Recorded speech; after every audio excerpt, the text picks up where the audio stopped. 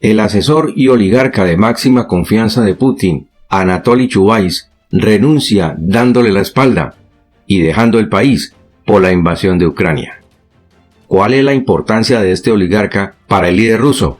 Lo veremos en los párrafos siguientes. Otro de sus oligarcas también se le volteó en las últimas horas, del cual también vamos a estar hablando. El enviado climático del Kremlin, Anatoly Chubais, y amigo personal de Putin, abandona al líder ruso y renuncia al gobierno en una de las deserciones de más alto rango hasta el momento. ¿Quién sigue en la lista? Según los informes, Anatoly Chubais se encuentra en Turquía y fue confirmado que el exdiplomático de Putin fue visto en Estambul. El destacado asesor de Vladimir Putin renunció al gobierno y, según los informes, abandonó Rusia en la deserción de más alto rango hasta el momento por la invasión del Kremlin a Ucrania. Se confirmó por otro lado que el miércoles Anatoly Chubais, enviado especial del Kremlin para las relaciones con las organizaciones internacionales para el desarrollo sostenible y el cambio climático, dejó el gobierno. La renuncia de Chubais estuvo motivada por su oposición a la guerra del presidente Vladimir Putin en Ucrania, dijeron a Bloomberg dos personas familiarizadas con la situación, que fue el primer medio en informar sobre esta historia. Según los informes, Chubais ahora se encuentra en Turquía, donde el periódico Kommersant publicó una fotografía de un hombre muy parecido al exfuncionario del Kremlin en un cajero automático. Supuestamente Chubais fue visto en Estambul la semana pasada. El portavoz del Kremlin, Dmitry Peskov, confirmó que Chubais había renunciado al gobierno el miércoles, pero no dijo si había abandonado o no el país. Sí, Chubais ha dimitido voluntariamente y depende de él si se va o no, dijo Peskov durante una rueda de prensa diaria, según la agencia de noticias Interfax. Nuevamente te damos la bienvenida a nuestro canal, Periodismo Objetivo Magazine News. Y es un verdadero gusto que nos acompañes en este informe. Si crees que este tema es de tu interés y que otras personas deben enterarse de lo que está sucediendo, comparte este informe en tus redes sociales y también con tus allegados y amigos. Y si es tu primera vez en nuestro canal, no olvides suscribirte, darle a me gusta y tocar la campanita de las notificaciones para que no te pierdas nuestros próximos programas. Bien, las disfunciones, las contradicciones y el autoengaño acechan al Kremlin. Pero ¿quién se enfrentará a Vladimir Putin? Chubais aparentemente no es un miembro particularmente influyente dentro del gobierno y no tiene voz en asuntos de seguridad, pero su renuncia está generando titulares en un país donde la mayoría de los rusos saben quién es este hombre, es decir, Chubais. Este exdiplomático es mejor conocido como el arquitecto del controvertido esquema de privatización de Rusia en la década de 1990. Ayudó a los bonos de propiedad tenían una característica, y era que se podían vender previa autorización del gobierno. Las compañías tenían sus directores y una serie de subdirectores, supervisores y otros jefes de área, que obviamente recibían mayor cantidad de bonos, de acuerdo con el salario y la responsabilidad que tenían dentro de estas empresas. En este contexto, un director que era máximo jefe de la compañía X se quedaba con toda la responsabilidad, al mismo tiempo que tendría todo el manejo y la toma de decisiones. Pero venía la gran pregunta: ¿a quién le reportaban sus operaciones? A nadie. Ellos eran los principales dueños de las empresas por ser los directivos en el anterior esquema comunista. Sucedió luego que se empezó a correr la voz de que los bonos eran un engaño y que el gobierno se había burlado de los trabajadores. Como consecuencia, los trabajadores empezaron a vender sus bonos, es decir, sus participaciones accionarias, al precio que se los pagara.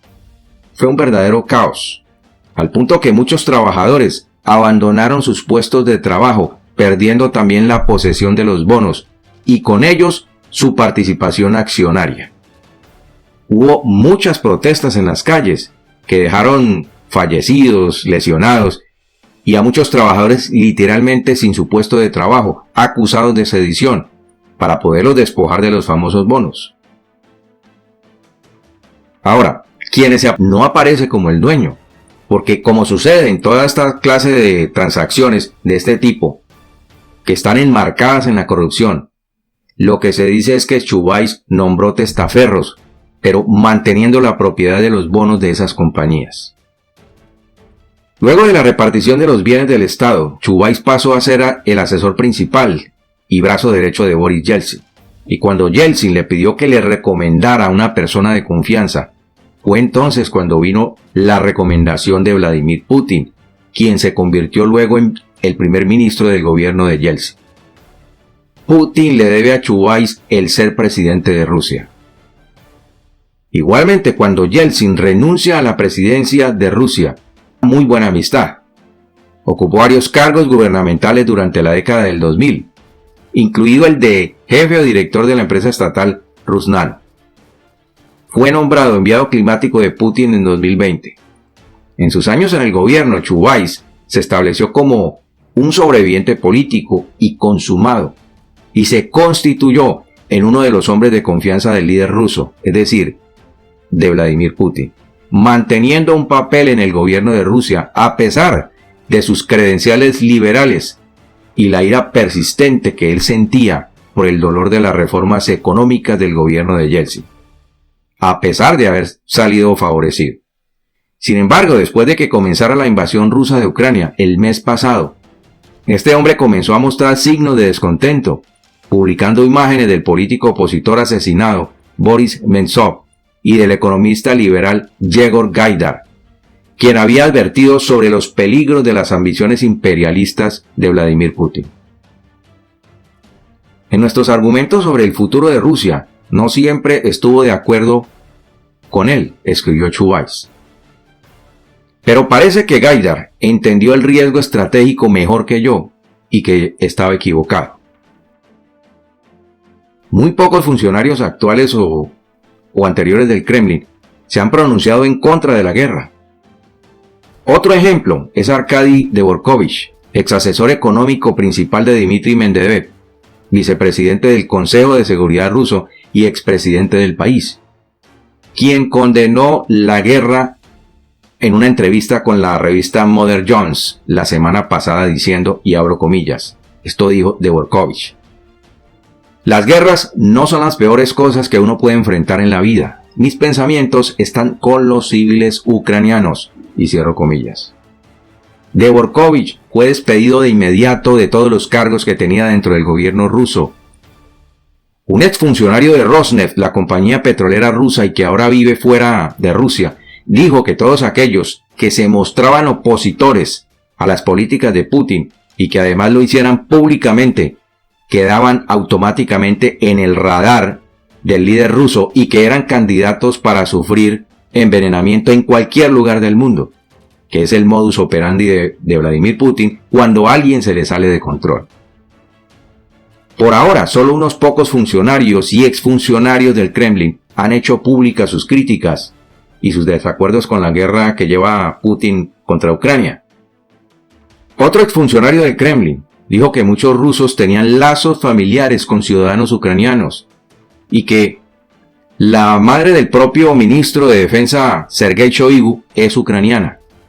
Muchos de los que han venido participando en las protestas callejeras en las principales ciudades de Rusia, pero especialmente en Moscú, se han pronunciado en contra de la guerra contra sus hermanos y se cree que tienen parientes cercanos como primos y tíos nacidos y residentes actualmente de Ucrania. Como podemos comprender, este hombre ha sido clave, me refiero a Chubais, en la carrera para el ascenso del líder ruso Vladimir Putin hacia la silla presidencial, y no está por demás decir que Putin le debe la presidencia de Rusia a Anatoly Chubais. Ahora, el Departamento de Estado, el del Tesoro y el de Justicia de los Estados Unidos tienen una lista de más de 300 de los oligarcas más influyentes de los que rodean a Putin. Y lo que se dice es que Chubais habría renunciado a su cargo como asesor climático de Putin para evitar ser incluido en la lista y ser sancionado por Washington. Y como este hombre, ya hay varios oligarcas que habrían salido de Rusia hacia Turquía.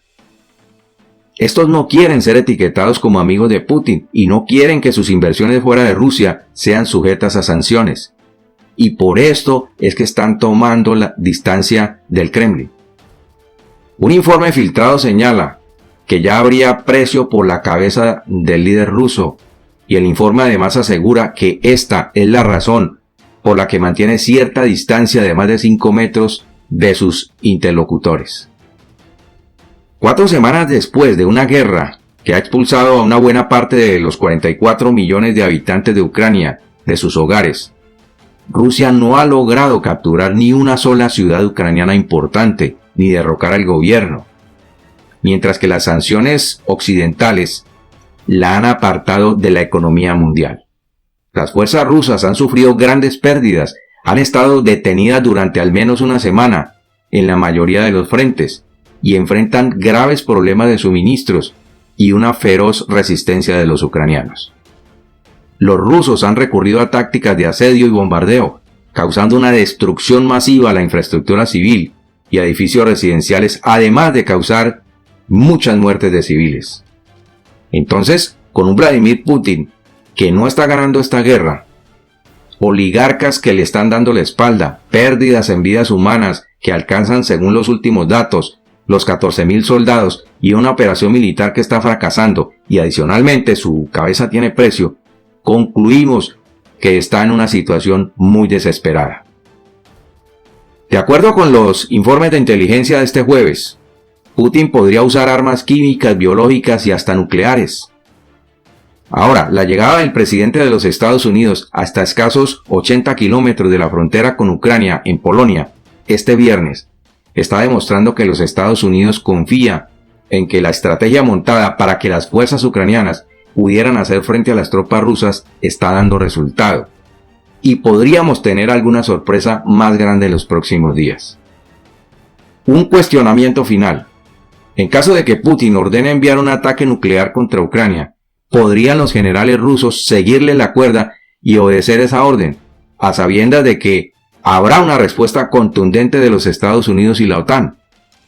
Vale la pena que pensemos en esto. En cuanto a la estrategia planeada por los generales del Kremlin, esta es la que ha fallado y están quedando con la peor reputación.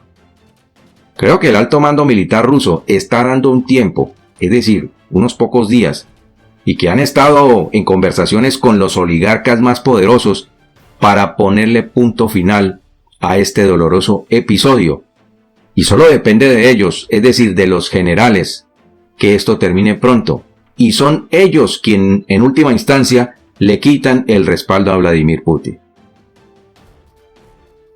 Y por hoy no es más. No olvides suscribirte y darle a me gusta. Cuídate mucho y bendiciones del Todopoderoso. Te espero en nuestro próximo programa.